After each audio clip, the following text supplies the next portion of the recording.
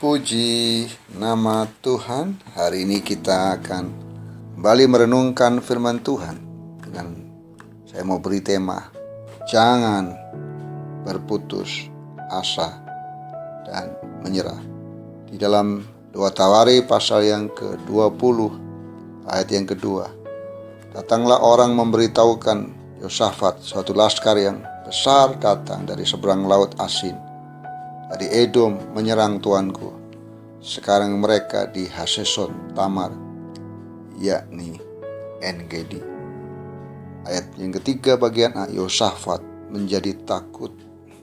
Ketika kita menghadapi berbagai masalah dan tantangan di dalam hidup ini, harus kita sadari bahwa semuanya itu membuat kita lebih mengerti apa arti hidup ini dan lebih kuat dalam menjalani hidup dan tidak mudah menyerah. Allah tidak pernah mengajarkan kita untuk berhenti lelah ketika kita harus menghadapi tantangan dan pergumulan. Di dalam Alkitab Tuhan mengajarkan dua hal, yaitu tidak ada yang mustahil bagi Tuhan dan jangan menyerah. Menyerah dengan berserah adalah hal yang berbeda. Menyerah artinya kita tidak memiliki daya juang dan tidak melakukan apa-apa dan menerima sebagai suatu nasib.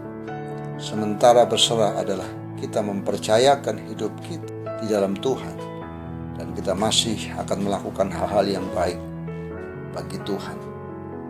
Bagaimana supaya kita tidak mudah menyerah? Kita belajar dari 2 Tawarikh pasal yang ke-20 ini, dari mulai ayat 1 sampai ayat yang ke-12. Apa yang kita dengar itu akan menentukan jika kita ingin menjadi manusia yang tidak mudah menyerah.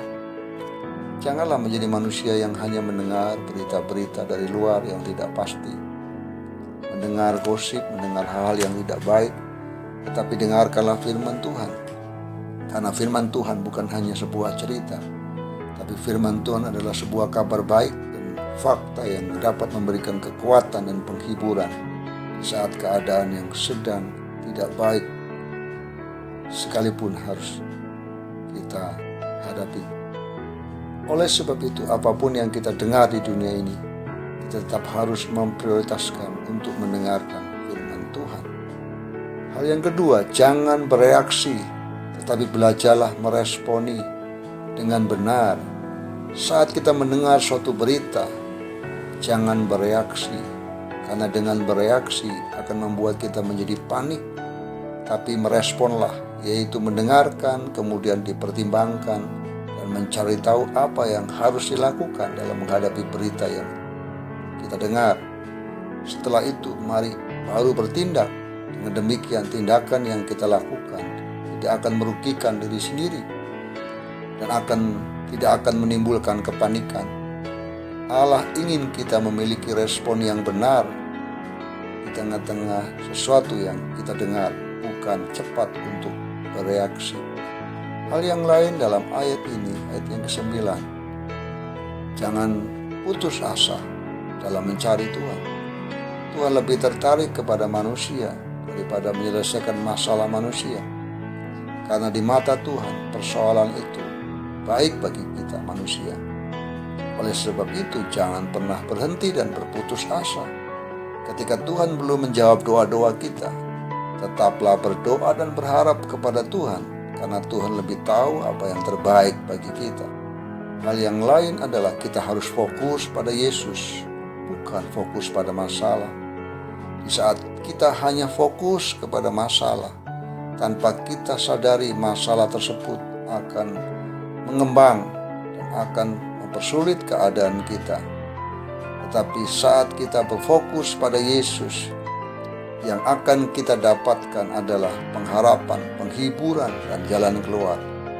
Oleh sebab itu, jalani hidup kita dengan berfokus dan mata kita tetap tertuju kepada Tuhan.